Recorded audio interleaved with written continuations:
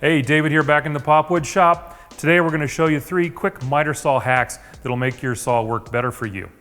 All miter saws have a fence to support the material as you're making the cut. This one actually has a very nice fence. Not all of them are quite this tricked out.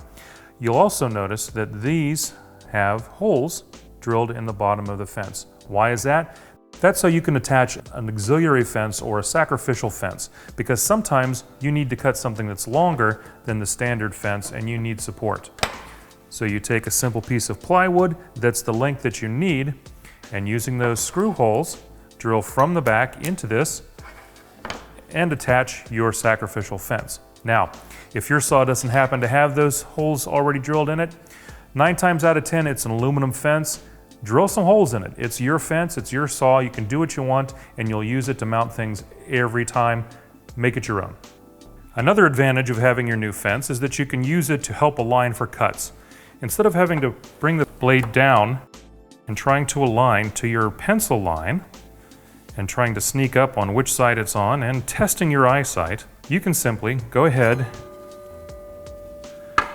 and make a cut through your fence at the angle that you need.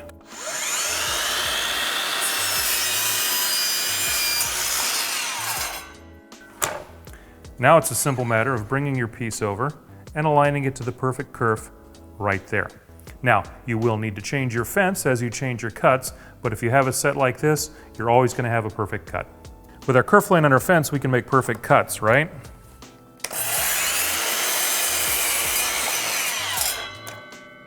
Well, not always, because I didn't have it perfectly aligned.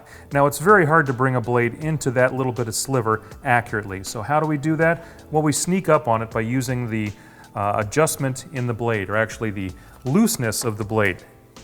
You bring the miter saw blade down, push your piece up against it, and give it a little extra push to actually shift the blade a little bit. Then, holding it in place, bring the blade up, and then make your cut.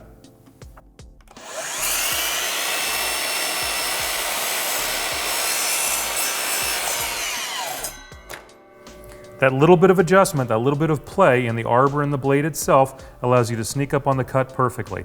You're not hurting the arbor, you're not hurting the blade, but it allows you to take a very, very tight, simple cut, a sliver cut, and sneak up on your miter joint. Those are 3 really quick, simple hacks on your miter saw, and I'm betting you guys have a bunch of them out there too. So go ahead, send them to us as comments and we'll share them with everybody. Thanks.